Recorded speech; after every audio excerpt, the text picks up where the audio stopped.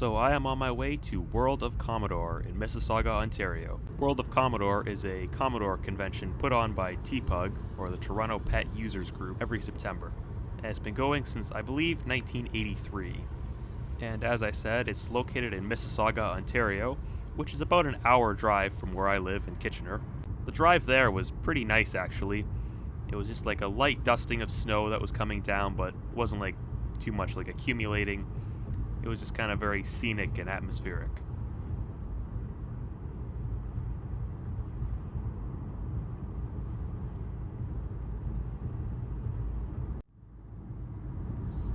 In 500 meters, turn left onto Erin Mills Parkway North, Southdown Road North.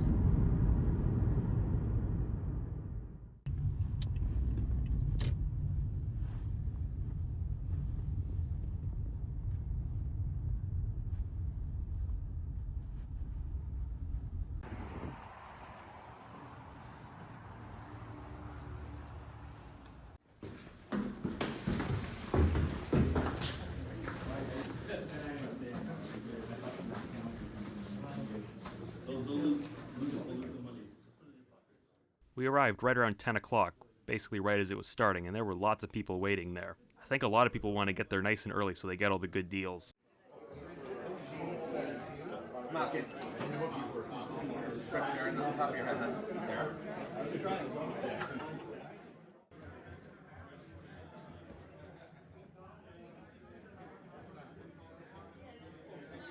Within less than a minute, I had made my first purchase.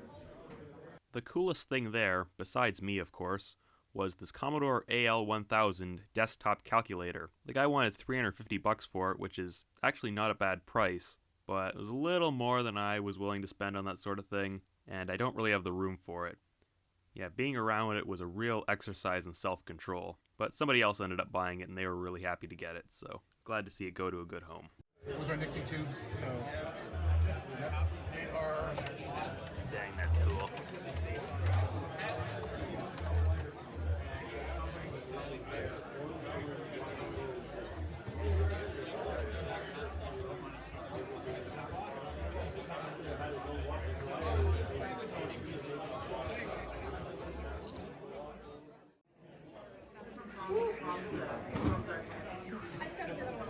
It's a lineup for the free tip. Yeah, there's a lot of people here now.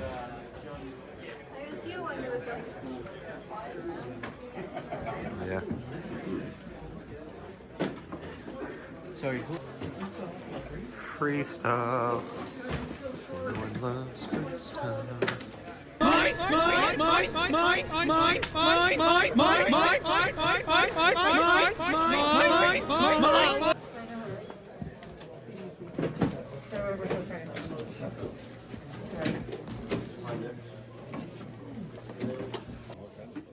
Yeah, they would pick pretty clean.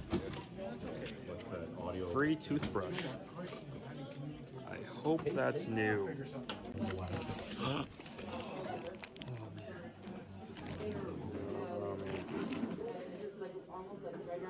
it was on the free table. The Christmas lights and a toothbrush. I need some gag to put in the video. I found this and nearly had a heart attack. I thought I found the original manual for my Star NX-1000, but it's for the 1001. Oh. I'm still gonna grab it because it'll probably have some.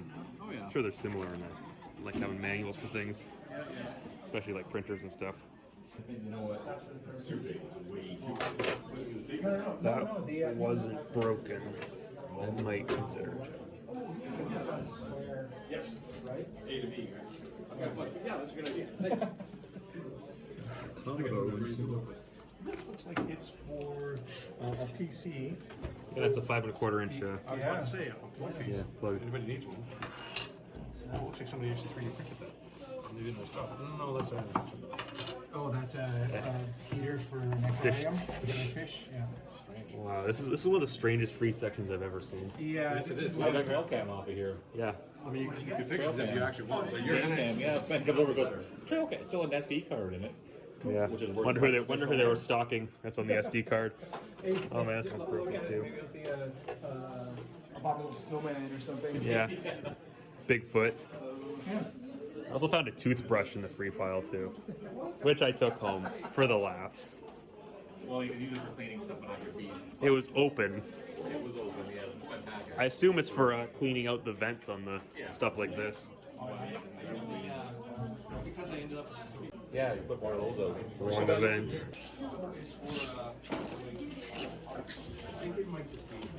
You never know what you find in these bins.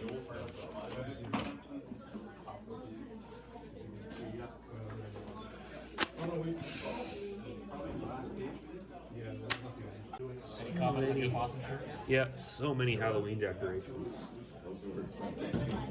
Yeah, we don't need that. No one's taking the stuff I brought. What the hell? Why aren't people taking the junk that I don't want? Well, nobody's taking the drugs in here. The prescription resistors. Stuart always knows a lot of stuff, so. I mean, I might get lucky. I've heard it before. People pull it out once they clean up. Well, let's see, quick. It works. It was simpler and it's very durable. I'm glad you mentioned that one chip there. Yeah, that was like, as I got it, and I was like, you know, I said, no, and there was an issue with something.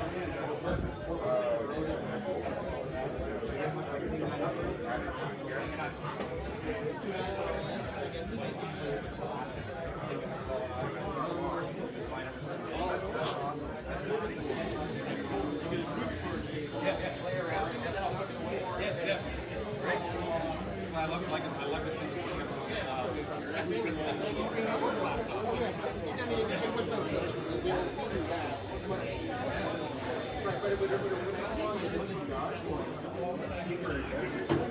Monochrome, man. Yeah.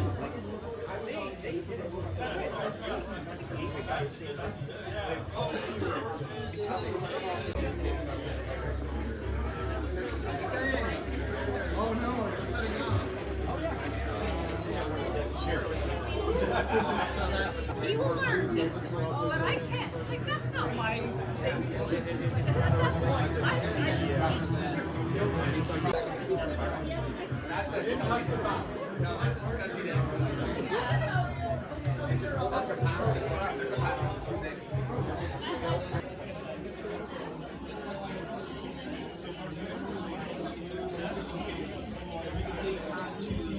Hi, can I answer any questions? No. So you make, or actually do you make these? I make these, 100%. Cool. This one is an exact 1581 clone. It's 100% compatible because, in essence, it is a 1581. It uses all the same chips. What I do is everything's brand new here except for the three main chips, which they don't make anymore. Yeah. So those are not used, but I put them through an IC tester to test all the functions. And then I buy PC drives and I refurbish those. Inside there's an adapter board that adapts the PC drive to the 1581 board. Cool. And then the only other modification I make is the power supply. Rather than the big old clunky, unreliable power supplies, this will take any wall work between 7.5 and 12 volts.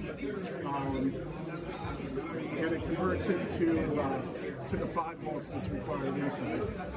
So if you ever lose this, any wall work between 7.5 and 12 volts will work.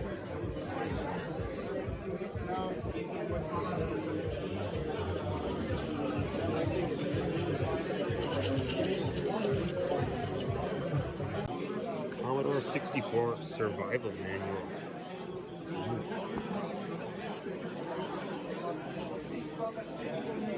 Hello, hello. Good morning again, everyone. Good morning.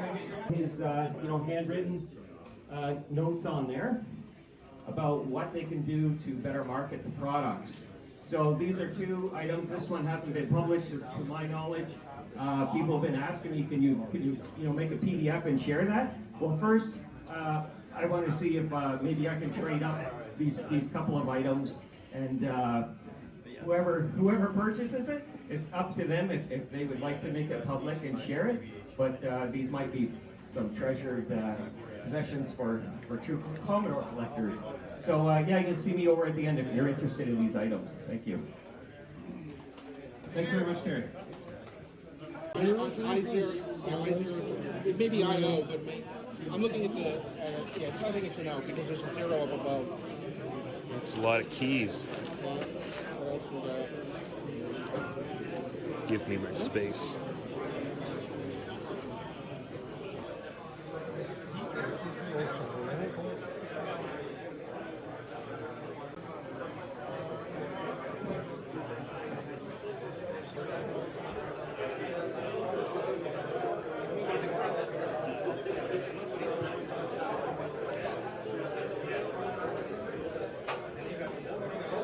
This is going to be a sword fight tomorrow. I don't even want to know. I was going to put the sticker on it.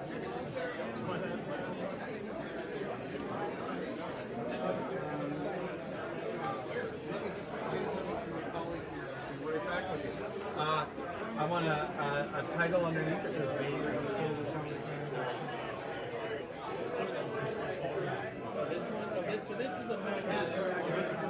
These are super cool. I got one of these recently. One of these out of the job. I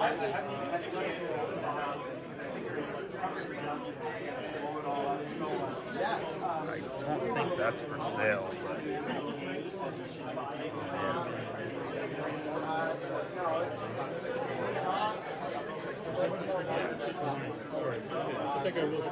I've never seen one of these in person until now. Way out of my snack bracket if that's for sale.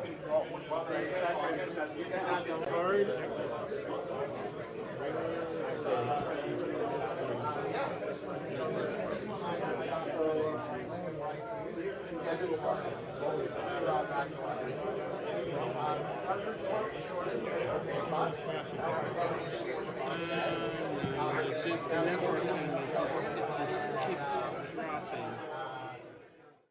Here's something that would be super cool to carry around with you. This Commodore binder. I didn't grab it because it was in pretty rough shape, which is a shame because I really want one.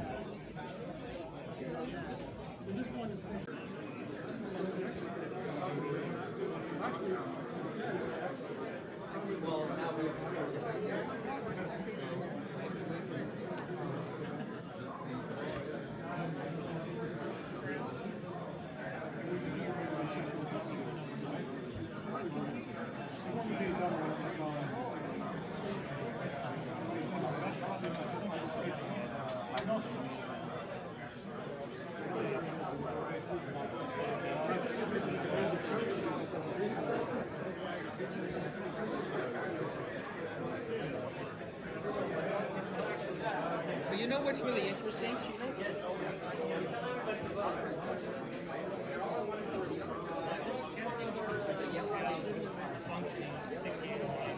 Funny looking Commodore.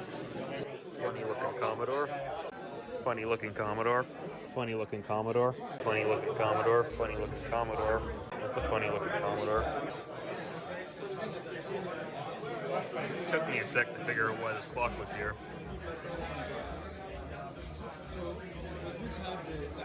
I use this because you need SD because might as well take advantage. You're going to get faster performance on the native bus, and you're going to get. Oh, really? Yeah. As long as whatever solution, if you don't want to use that, you want to use something else. But I think the so you write the firmware for the blue schedule, right? What's the speed on the blue schedule?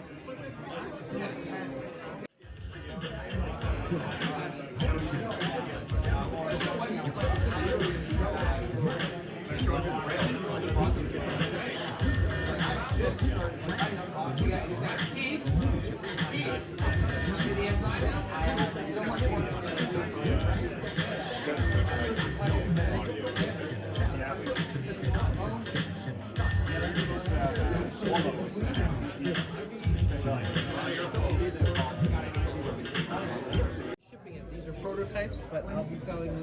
as a product. Cool. And it'll allow you to plug your MIDI keyboard in and make music on the PET using the PET sound. It's awesome. Awesome, Tony. How's it going? Good. How you doing?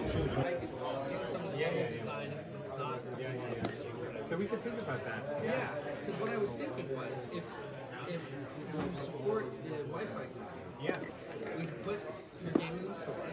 Yeah. Getting everything to be usable. Oh my. What does that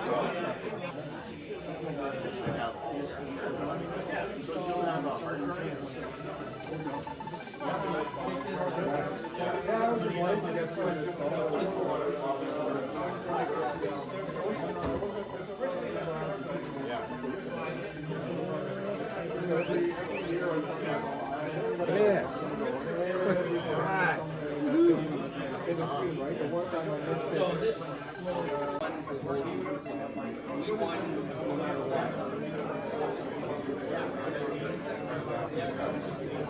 thank you. Oh. Wait.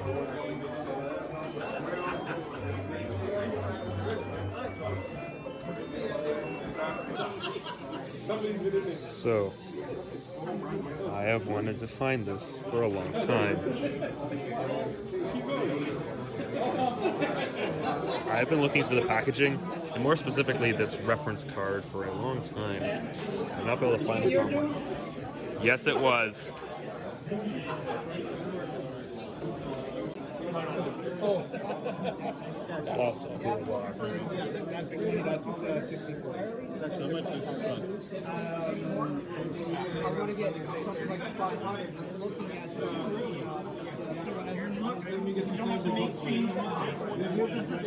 Oh yeah.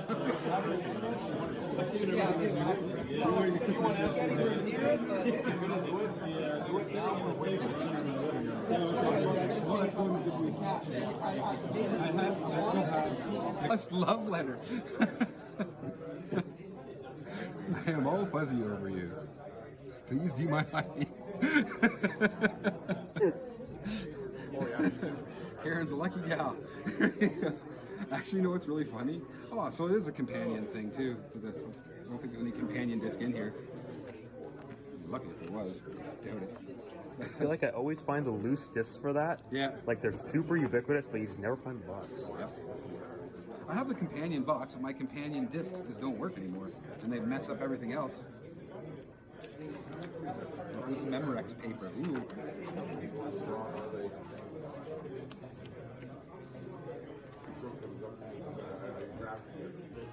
I was able to bring out all the SID registers. But the funny thing with that is because it's all digital and it's all virtual, those micro gates I call them didn't matter because it was all done digitally. This being analog, you need at least 5 milliseconds, maybe more, for the gates to be able to actually trigger, or they just don't. Or they won't let go when you have sound rating. So like I said, I had to work around. That was the biggest challenge, that one. And as well, for this guy, you know, initially with the original PSID files, which are literally a load address and or an init address and then a flight address, most of the stuff just ran fine with them. The minute I started to want to place, this is an example of something that's fun. All right. So how about something practical? Now you've seen something fun, let's see something practical. So we'll go to, got over here a folder full of C64 installation archives. So these are a bunch of car files. These are archive files for installations of applications. So I will double click on deskdesigner.car. That's going to open in the installer utility. This is how you would normally install a new application. You can see here that this archive format it's a version 3 of the archive format. And every version 3 of the archive format embeds a checksum. So the installer utility has this new check button. Well, that's enough shaky cell phone footage for one day. Time to head home. I only went for the first day, Saturday, November 30th. I would have loved to have gone to the second day, but I just have too much homework at the moment, and exams are coming up. Otherwise, I would have probably gotten a table. Plus, I didn't really feel like staying in a hotel overnight. Anyway, when I get home, I'll show you what I got.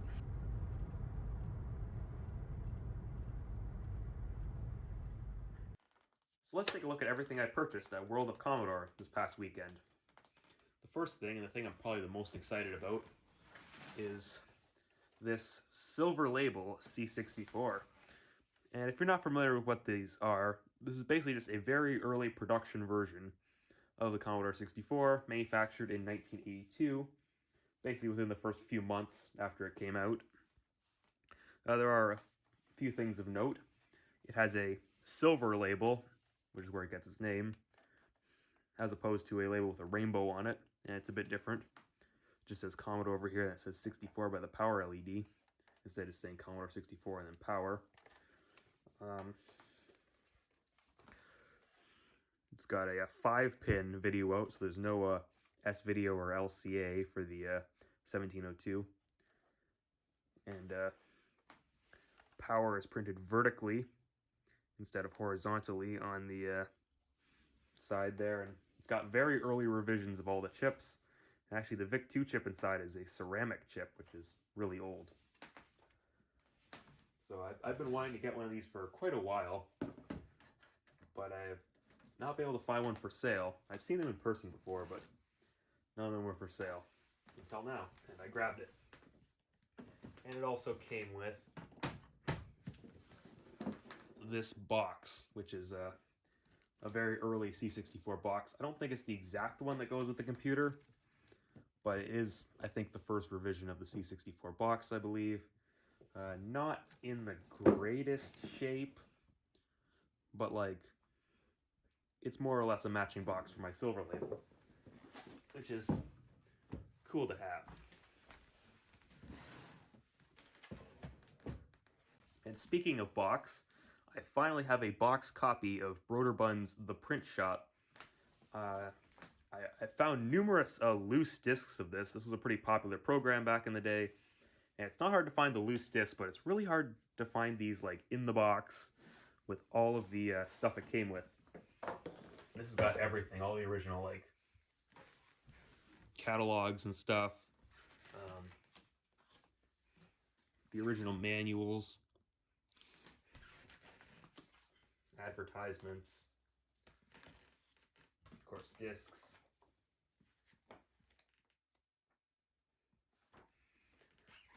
Epson Today manual, or like a magazine thing, I guess. Not sure if this printer user guide came with it. And it also came with some of the original paper that it would have originally come with. It's a blue tractor feed paper for printing greeting cards and stuff on. So super cool to have that. I love this program, and I'll probably finally do a video on it now that I have all of the boxes and everything for it. Next up, I picked up this complete copy of Turtle Graphics 2 for the Commodore 64.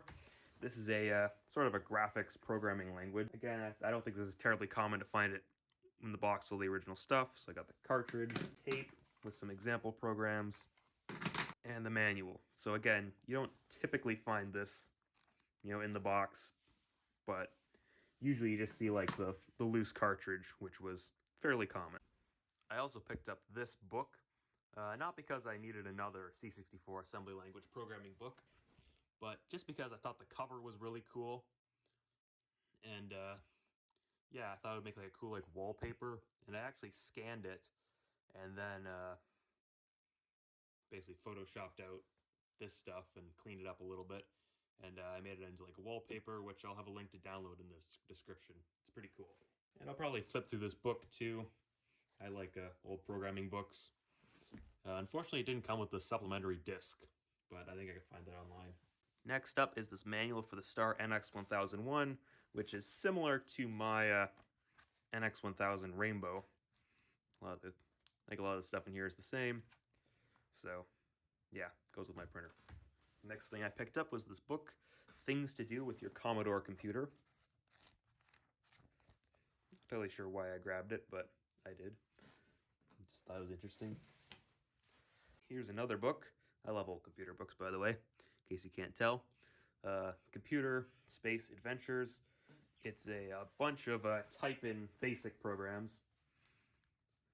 Basic listings you can type in, It's just a bunch of like type-in games. I always find these type-in game / program books kind of interesting and kind of silly, honestly, as a Gen Zer. The idea of like receiving a program just like in print and then having to type it in seems absolutely ridiculous and kind of funny.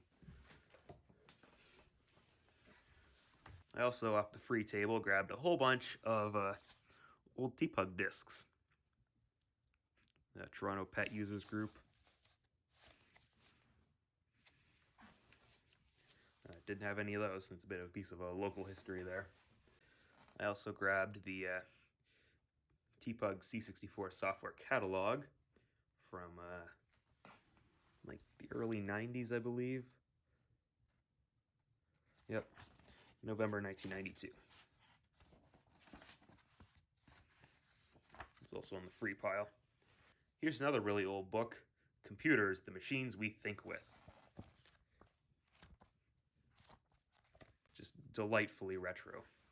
Of course, there's the toothbrush that I grabbed from the free pile. Really excited to get that. There's this signed name tag by Bill Hurd. And of course, I grabbed these Christmas lights, which you can see hung up in the back since it's almost Christmas. Figured I may as well. I can always use more lights. Next up are a couple of t-shirts. I've got this one, which says World of Commodore 2024. This was given to me by Ashton of Ashton's Retro Computer Room. So thank you very much if you're watching. And it was actually printed out on a dot matrix printer onto t-shirt transfer paper. And yeah, I'm a little bit afraid of washing this, but we'll see how it holds up. But yeah, super cool. Thank you very much. And I also purchased this shirt, Vintage Computer Federation. It's a super cool design, and I'm always in the market for more retro computer merch, so can't wait to wear this. And finally, or actually technically the first thing I bought, is this Commodore Pet poster. And this is not just like, you know, an advertisement. This has got like a bunch of information about like, you know, programming. It's got all the opcodes and pinouts and a diagram of all the different parts inside. Super cool.